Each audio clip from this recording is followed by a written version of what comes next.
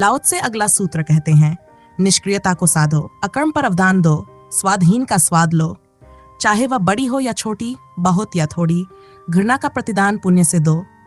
कठिन से तभी निपट लो जब वह सरल ही हो, बड़े से तभी निपट लो जब वह छोटा ही हो।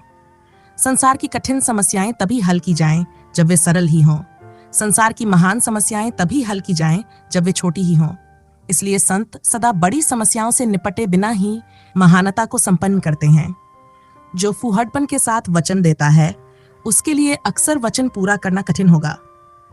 जो अनेक चीजों को हल्के हल्के लेता है, उसे अनेक कठिनाइयों से पाला पड़ेगा। इसलिए संत भी चीजों को कठिन मानकर हाथ डालते हैं और उसी कारण से उन्हें कठिनाइयों का सामना नहीं होता। चलिए अब इस सूत्र को गहराई से समझते हैं। लाओ त्से कहते हैं, निष्क्रियता को साधो, अकर्म पर अवधान दो और स्वाधीन का स्वाद लो। निष्क्रियता को साधो, पर साधना तो क्रिया है, यही तो भाषा की मजबूरी है। इसलिए लाओ त्से शुरू में ही कह देते हैं, जो मैं कहना चाहता हूं वह कहा नहीं जा सकता, और जो कहूंगा वह सत्य ना होगा। सत्य कहा नहीं जा सकता, यही कठिनाई है। निष्क्रियता को साधो, यह विरोधाभासी वाक्य है। निष्क्रियता साधी नहीं जा सकती, लेकिन फिर भी कहना पड़ता है, क्योंकि तुम असाधे के अनुभव से अनजान हो। तुम केवल कर्म की भाषा समझते हो, इसीलिए कहना पड़ता है, ध्यान करो। लेकिन क्या ध्यान किया जा सकता है? प्रेम करो। क्या प्रेम किया जा सकता है? जो किया जाएगा वह प्रेम ना होगा। प्रेम होता है, ध्यान भी होता है। ये कोई क्रिया नहीं है, ये तो एक अवस्था है। तुम ध्यान में हो सकते हो, ध्यान कर नहीं सकते। तुम प्रेम में हो सकते हो, प्रेम कर नहीं सकते। तुम प्रार्थना में हो सकते हो, लेकिन प्रार्थना करोगे कैसे? मंदिर जाकर 1000 बार सिर झुकाने से, हाथ जोड़ने से, आसमान की तरह आंखें उठाने से थोड़ी ही प्रार्थना होती है। ये सब भाव भंगिमाएं हैं। प्रार्थना तो तुम्हारे होने का ढंग है। वो तब भी चलती है जब तुम कुछ भी ना करो। जो प्रार्थना को समझ लेता है वह मंदिर नहीं जाता। जो ध्यान को समझ लेता है वह ध्यान करता नहीं। लेकिन अभी जहां तुम हो, वहां तुम्हारी भाषा में ही बात करनी होगी। इसलिए कहना पड़ता है, ध्यान करो, जानते हुए भी कि करने से ध्यान का कोई संबंध नहीं। निष्क्रियता को साधो का अर्थ यह है, निष्क्रियता को समझो, उसे जियो। जीवन को जैसे है वैसा देखो। धीरे धीरे तुम पाओगे कि निष्क्रियता स्वयं सज जाती है। तुम्हें कुछ करना नहीं है, सिर्फ व्यर्थ को छोड़ना है। सार्थक को करने की जरूरत नहीं। जैसे मूर्ति बनाने में मूर्ति अलग से गढ़ी नहीं जाती, बल्कि पत्थर के जो व्यर्थ हिस्से हैं उन्हें काट दिया जाता है। जीवन के कर्मों को देखो।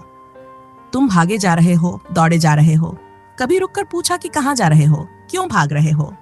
रोज वही चक्र, सुबह उठो, ऑफिस, बाजार, वही कृत्य रोज रोज। जो सजग होकर कर्मों को देखता है वह पूछता है कि यह करना जरूरी है। बार बार किया, क्या पाया? अगर कुछ नहीं पाया तो करता क्यों रहा? जरूर भीतर कोई छिपा कारण है जिसकी जड़ अचेतन में है। लोग कहते हैं सिगरेट छोड़नी है, पर पहले ये तो समझो कि पीते क्यों हो। जब तक ये नहीं समझोगे छोड़ नहीं सकते। अखबार कहता है कैंसर होता है। पत्नी कहती है मुझसे प्रेम करते हो तो मत पियो। ये सब ऊपर ऊपर के कारण हैं।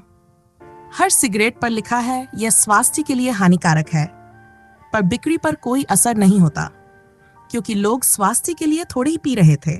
असली कारण भीतर है। कुछ लोग इसलिए पीते हैं क्योंकि उन्हें लगता है सिगरेट बड़प्पन का प्रतीक है। बच्चा देखता है बड़े लोग पी रहे हैं, अकड़ कर चलते हैं। सिगरेट जलाने और पीने का पूरा क्रियाकांड मानो गरिमा से भरा है। छोटे बच्चे सोचते हैं सिगरेट का मतलब है बड़ा होना, ताकतवर होना। कुछ लोग इसलिए पीते हैं कि उनके भीतर हीनता की ग्रंथि है। जब हीन महसूस करते हैं, सिगरेट पीकर अपनी कमी ढक लेते हैं। एक सस्ती तरकीब कि बस सिगरेट पीते ही बड़े हो गए। कुछ लोग इसलिए पीते हैं कि उन्हें खाली रहना मुश्किल लगता है। मन खाली नहीं रहना चाहता, उसे हमेशा व्यस्तता चाहिए। अगर कुछ भी ना करने को हो तो कम से कम सिगरेट पी सकते हैं। सिगरेट सस्ता साथी है, जेब में रखो, अकेले बैठो और धुआं उड़ाते रहो। हर किसी के अपने अपने कारण हैं। जब तक तुम अपना कारण नहीं खोजोगे तब तक मुक्त नहीं हो सकते। उधार कारणों से कोई नहीं छूटता। तुम्हारी आत्मकथा बस तुम्हारी है, जैसे तुम्हारे अंगूठे का निशान। इसलिए निष्क्रियता का अर्थ है अपने कर्मों को देखो, पहचानो। जल्दी से दूसरों के दिए उत्तर मत मान लेना। अपने भीतर उतरो और देखो कि क्यों कर रहे हो। जब व्यर्थता साफ दिखाई दे जाती है तब वही कर्म अपने आप गिर जाता है। धीरे धीरे व्यर्थ कर्म गिरते जाते हैं और सार्थक ही रह जाते हैं। जरूरी काम अपने आप बचते हैं, बाकी छट जाते हैं। तब तुम निष्कलुष हो जाते हो, ऊर्जा तुम्हारे भीतर संग्रहित होने लगती है। यही है निष्क्रियता को साधना। तब तुम अकेले भी आनंदित होते हो। खाली होने का रस पहचान जा, किसी व्यस्तता की जरूरत नहीं रहती। कोई आए तो भी आनंद, कोई ना आए तो भी आनंद। तुम्हारी प्रसन्नता भीतर से उठती है, अब वह किसी पर निर्भर नहीं रहती। यही है भीतर का मंदिर। निष्क्रिय होते होते तुम्हारे भीतर एक शिखर उठने लगता है, ऊपर और ऊपर। तब ऊर्जा नया अर्थ पाती है, नया रंग, नया संगीत, एक नए काव्य का जन्म होता है। जिसने निष्क्रियता जानी उसने सब जाना, और जो कर्मों के जाल में उलझे रह गए वे बिना कुछ जाने ही मर गए। लाओ त्से आगे कहते हैं, अकर्म पर अवधान दो। और जब तुम्हारी निष्क्रियता सह जाए, क्योंकि पहले तो निष्क्रियता साधनी है, जब सज जाए तो इस निष्क्रियता की स्थिति पर ध्यान दो। पहले कर्म पर ध्यान दो ताकि व्यर्थ कर्म गिर जाएं और शेष रह जाए निष्क्रियता। अब निष्क्रियता पर ध्यान दो, और जैसे ही तुम निष्क्रियता पर ध्यान दोगे तुम देखोगे कर्म पर ध्यान देने से कर्ता मिट जाता है। धीरे धीरे सारे कर्म शांत हो जाते हैं, निष्क्रियता का उदय हो जाता है। तुम्हारे भीतर यह भाव मिट जाता है कि मैं करता हूं, क्योंकि जब तुम कुछ कर ही नहीं रहे हो तो कर्ता कहां से होगा। तुम तो होते हो लेकिन कर्ता नहीं होते, तुम साक्षी हो जाते हो। फिर जब निष्क्रियता पर ध्यान दो तो साक्षी भी नहीं बचता, तब बस तुम बचते हो। ना यह कहना संभव रह जाता है कि तुम कर्ता हो, ना यह कि तुम साक्षी हो। 3 स्थितियां होती हैं, पहली कर्ता, दूसरी अकर्ता यानी साक्षी, और तीसरी दोनों के पार यानी अतिक्रमण। कर्म को देखकर तुम साक्षी बनते हो और अकर्म को देखकर तुम साक्षी के भी पार चले जाते हो। वहां फिर कोई शब्द सार्थक नहीं रहते। वहां यह कहना भी असंभव है कि तुम कौन हो। बोधिधर्म से चीन के सम्राट ने पूछा, तुम कौन हो? तो बोधिधर्म ने कहा, मुझे पता नहीं। सम्राट चौंक गया। उसने अपने दरबारियों से कहा, हम तो सोचते थे कि धर्म का संबंध आत्मज्ञान से है, और ये कैसे ज्ञानी है जो कहते हैं कि मुझे कुछ पता नहीं।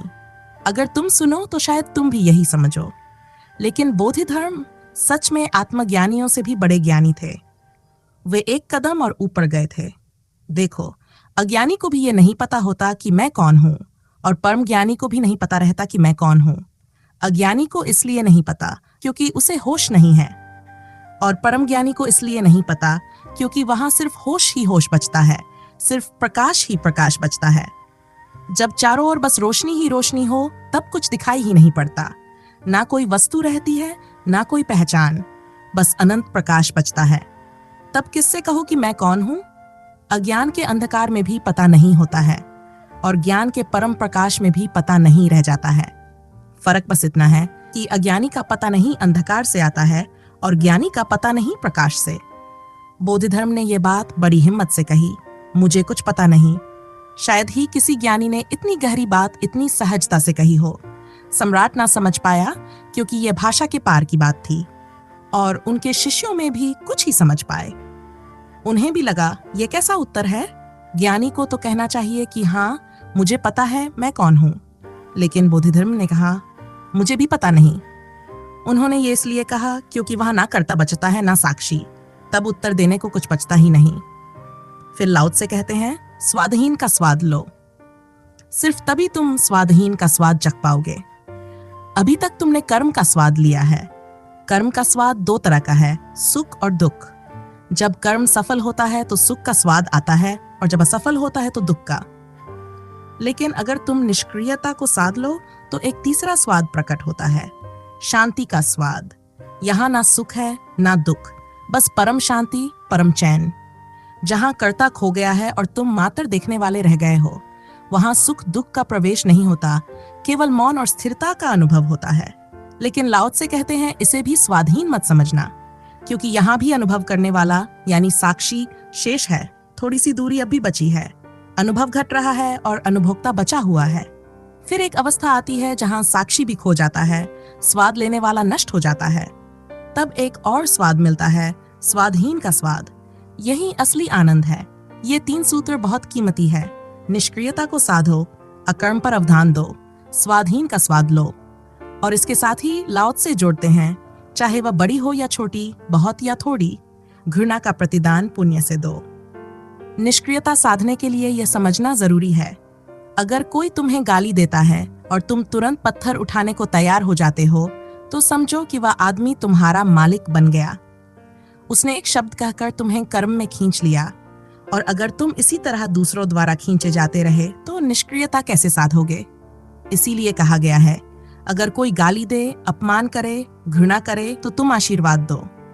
ये दूसरों पर दया करने के लिए नहीं है, बल्कि अपने ऊपर दया करने के लिए है, क्योंकि अगर तुम आशीर्वाद नहीं दोगे तो तुम्हारा मन भीतर ही भीतर बदला लेने की बेचैनी से जलता रहेगा।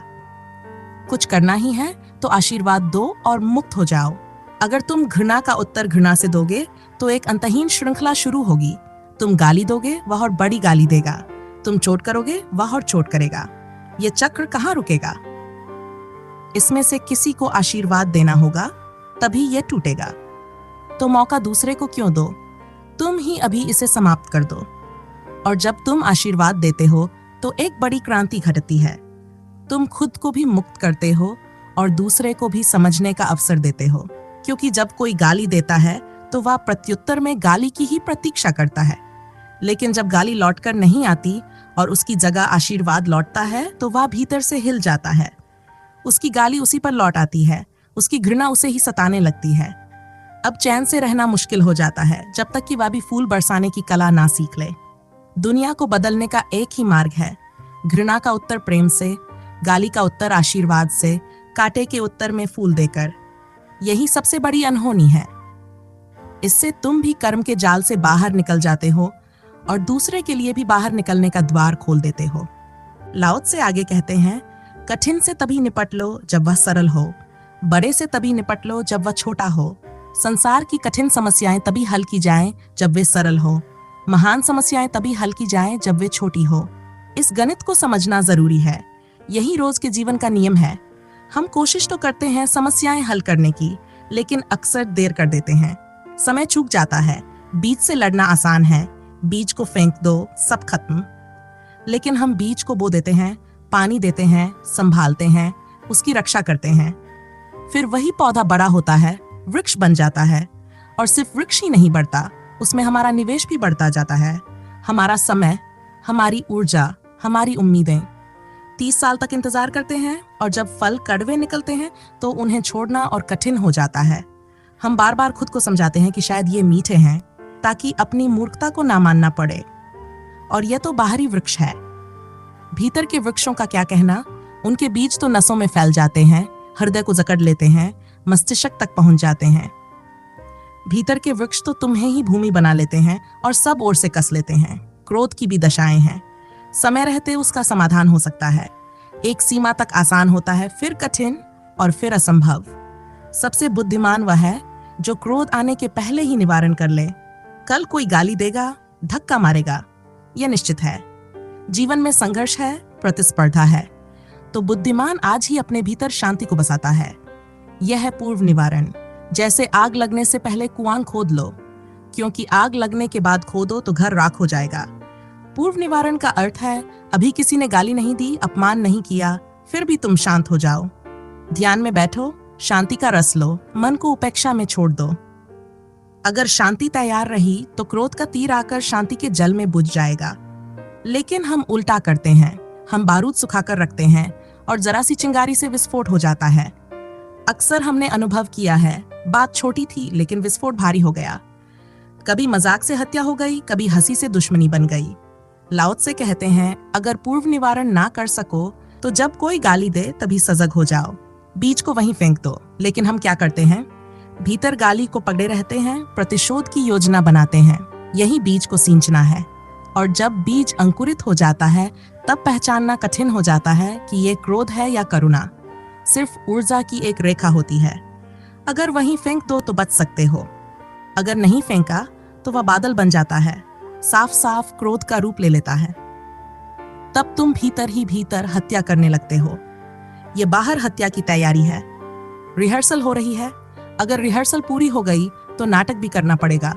और जब क्रोध तुम्हारे शरीर में फैल जाता है तब तुम तलवार उठा लेते हो। तलवार उठ गई तो उसे म्यान में वापस रखना कठिन हो जाता है, क्योंकि अब अहंकार बीच में आ जाता है।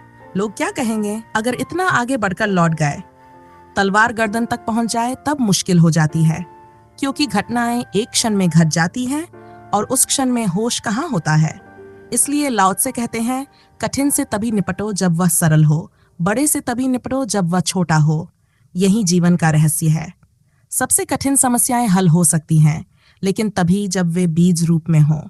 तुम सलाह लेने तब जाते हो जब मामला बिगड़ चुका होता है, जब मरीज मरने के करीब होता है। लेकिन बुद्धिमान वह है जो बीज में ही पहचान लेता है और समय रहते हल कर लेता है। संसार की महान समस्याएं तभी हल की जा सकती हैं जब वे छोटी हों। संत कभी भी बड़ी समस्याओं से नहीं झगड़ते, क्योंकि वे किसी समस्या को बड़ा होने ही नहीं देते। उनके पास उपाय है। दुश्मन आने के पहले ही वे मैत्री स्थापित कर लेते हैं। गाली आने के पहले ही वे आशीर्वाद तैयार कर लेते हैं। तुम्हारी घृणा आने के पहले ही वे अपने द्वार पर स्वागत लिख चुके होते हैं। लाओ त्से कहते हैं, जो मूर्छा में लापरवाही से वचन देता है, उसके लिए अक्सर उसे निभाना कठिन हो जाता है। जो छोटी समस्याओं को छोटा समझता है वही गलती करता है, क्योंकि वही छोटी समस्याएं बड़ी बन जाती हैं। बुद्धिमान उन्हें छोटी अवस्था में ही गंभीर मानकर हल कर लेता है। जीसस का एक दृष्टांत है। एक पिता के 2 बेटे थे। उसने बड़े बेटे से खेत पर काम करने को कहा। उसने साफ कहा, नहीं जा पाऊंगा। छोटे बेटे से कहा, तो तू जा। उसने कहा, हाँ पिताजी, अभी जाता हूं। लेकिन अंत में बड़ा बेटा गया और छोटे ने सिर्फ वचन दिया, गया नहीं। जीसस ने कहा, परमात्मा के सामने तुम्हारी हाँ या ना का मूल्य नहीं है। मूल्य इस बात का है कि तुमने किया या नहीं किया। इसलिए जो तुम कर नहीं सकते उसका वचन मत दो। जो कर सकते हो उसे बिना वचन दिए भी कर डालो। ज्ञानी कभी वचन नहीं देता, लेकिन उसका किया हुआ ही वचन बन जाता है। वह कभी वचन भंग नहीं करता, क्योंकि उसने कभी वचन दिया ही नहीं। और याद रखो, बीज में निपट लेना आसान है, वृक्ष बनने पर मुश्किल हो जाता है। जो समस्या आज छोटी है, कल वही बड़ी हो जाएगी। इसलिए उसे कल पर मत डालो। जीसस कहते हैं, जो तुम्हारा कोट छीने उसे कमीज भी दे दो। जो 1 मील चलने को बाध्य करे उसके साथ 2 मील चल दो। जो तुम्हारे एक गाल पर थप्पड़ मारे दूसरा भी आगे कर दो। मतलब यह कि निपटारा अभी कर लो। बात छोटी रहते ही सुलझा लो, क्योंकि संसार कर्म का भंवर है। हर कोई तुम्हें कर्म में खींच रहा है, कभी गाली देकर, कभी प्रशंसा करके। अगर तुम अकर्म में जाना चाहते हो तो बहुत सावधानी चाहिए। एक एक कदम फूंक फूंक कर रखना होगा, तभी निष्क्रियता तुम्हारे जीवन की शैली बन सकती है। और जब यह घटता है, तब तीसरा रहस्य अपने आप प्रकट होता है, स्वादहीन का स्वाद। वहां कोई चखने वाला नहीं होता, कोई स्वाद भी नहीं बचता, फिर भी एक अनुभव घटता है।